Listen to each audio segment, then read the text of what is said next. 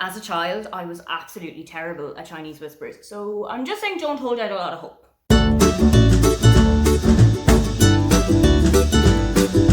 Hi, welcome, come on in. My name is Aoife and today I am taking the Bookish telephone tag. This is something that I was tagged in by my friend Lexie from Books with Lexie about 7 years ago by this stage, and I just never went and did it. I did a little bit of research though, and I have finally come up with 10 books that I think I can make slight, tiny connections just by saying they're on the cover.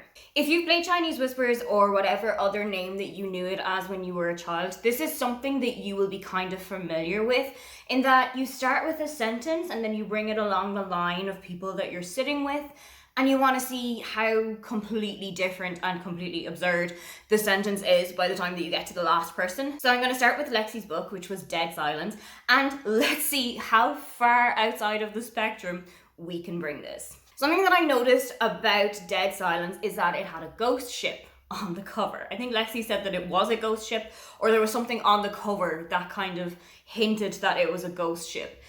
And this is such a tenuous connection, but it made me think of Ghosted by Rosie Walsh. Over here on this side of the Atlantic, that book is actually known as The Man Who Didn't Call, and it is about a woman named Sarah who goes on a date with a guy and they have such a great connection and they hit it off so well, but he ghosts her and she has absolutely no idea why. She knows that this isn't something that he would do. She knows that there's something a little bit deeper to it. Maybe he's been in an accident, maybe he's died, maybe he's in hospital. So she goes out and kind of looks into why this guy has disappeared and finds out something that completely turns her life around. Obviously, because Ghosted is the US title, this is the US cover, and it is dots everywhere, which is my aesthetic. I have been pointed out on that, but it also reminds me of the cover of Small Great Things by Jodi Picoult.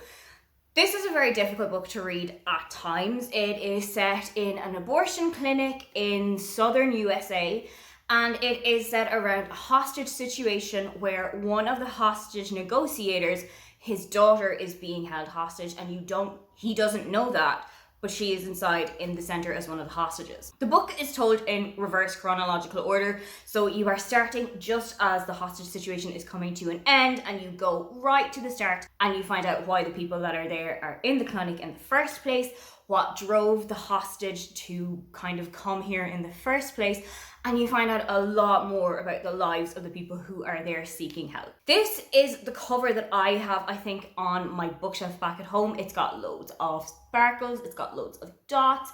It looks kind of festive and Christmassy, I think you would agree, but there is an alternate cover, and that one is a little bit more striped. I think the cover is red and white stripes or orange and white stripes. I know it's a very bold color and then white all the rest of the way through, but that reminds me of the cover of The Tattooist of Auschwitz by Heather Morris. Like the cover of Small Great Things, this one has got the horizontal lines going the whole way through the cover, and it does remind you of the uniforms that the people who were being held prisoner in Auschwitz would have worn back in World War II. I did read this book. I'm not sure if I'm going to recommend it to you because I've seen a lot of people say, and a lot of articles reference the fact that this isn't a very historically accurate representation of Auschwitz during World War II.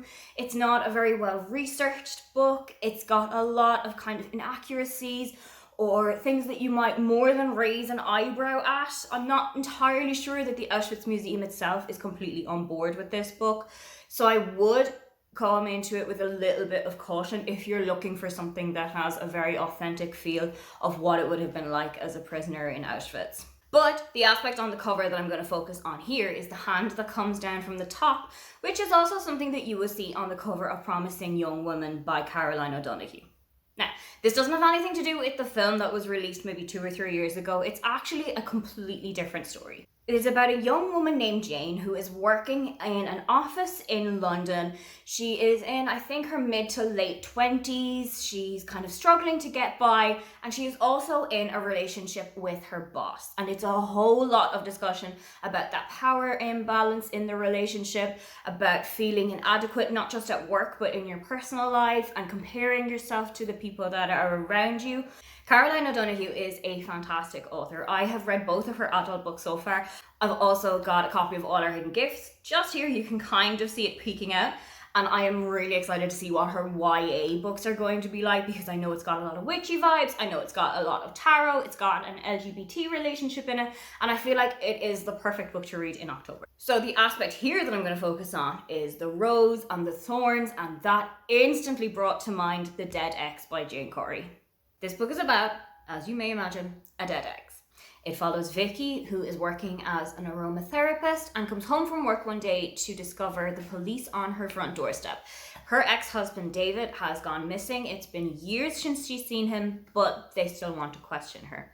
It also follows Tanya, who is David's new wife and the person who first noticed that he was missing and reported it to the police, and all of the turmoil that she is going through. And also you have Scarlett, who is covering up the fact that the games that she is playing with her young daughter Zelda are actually a cover up for Scarlett to sell drugs. There is a kind of an intertwine between all of these women, and you have to figure out why it is, and also whether or not David is actually dead.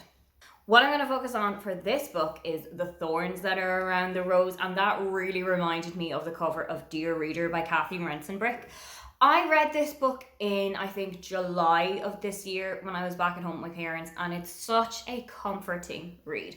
If you are a reader, if you love books, if you collect books, buy them, read them, share them, sell them, whatever, this is the kind of book for you. Kathy started out as a bookseller, then she worked in book publishing, and she has also written her own memoir of the time when her brother passed away and how this kind of brought her life into turmoil. But this book is a little bit more of an upbeat affair, I would say. It chronicles her lifelong love of reading, how she started out reading as a child, the books that really shaped her childhood, and something that I love about this book as well is that the chapter that you've just had is followed with a list of book recommendations that have something to do with it. So book series that Kathy has really loved throughout her life, or books that she had read in a specific place and why they meant so much to her. Of course, for this one, I'm going to focus on the book, or the word reader. And there is a book on the cover, and naturally, because it's in the name, there is the word book on the cover of Bookovers by Emily Henry. Like Dear Reader, this has got a lot to do with reading and with publishing, but this is more in a fictional kind of an idea. You're following Nora and her sister Libby, who are going to a town in, I think, North Carolina, where one of their favorite series is set. They're going to sit around here for a month, drink in the atmosphere of the show, go on a couple of tours around the town, and kind of hang out together because they haven't really spent a lot of time together recently. But while Nora is here, she bumps into Charlie, who is a rival book publisher to her, a book editor. They've never ever gotten on. They clash horns every single time they've met. They have tried to work on a project together in the past, but it didn't really go very well. And now Nora and Charlie simply cannot escape each other in this small town. What I'm going to focus on here is the canoe. There are two canoes on the cover of this book, much like there are two canoes on the cover of You've Got a Match by Emma Lord. You've Got a Match is Emma Lord's second YA book. It is following Abby, who does a DNA test and discovers that she has got not half-sister, not a foster sister, a full-blooded, entire full sister, shares the same two parents out there in the world that she never knew about. It turns out that her sister Savannah is actually quite a famous, I think, vlogger or YouTuber or like TikTok star or something like that. And she's going to a summer camp somewhere in the region where Abby lives. Abby decides that she and her friend Leo are also going to go on this summer camp so that they can reconnect, because their friendship has been a little bit on the rocks lately, but also so that Abby and Savannah can get to know each other and build a sister relationship. What I'm going to focus on this book is that it is clearly a sunset. The sky is very orange, the sun is really low in the sky, and what happens after the sunset? The moon comes out. What book do I have that's got a moon on the cover? You're the One That I Want by Giovanna Fletcher. I will admit, I haven't read this book yet. I've had it on my shelf for a while. I got it as a gift from Leanne Rose when she was doing a clear out recently. I really enjoyed Giovanna Fletcher's books, though. This is going to be the third of them that I read, and I have got a really good relationship with Giovanna's books. So let's see if this, one of her earlier offerings, is also going to be a hit for me. And so that's my bookish telephone. We went all the way from Dead Silence to You're the One That I Want. Either you can start with You're the One That I Want and pick something on the cover to go there, or you can just start your own phone chain.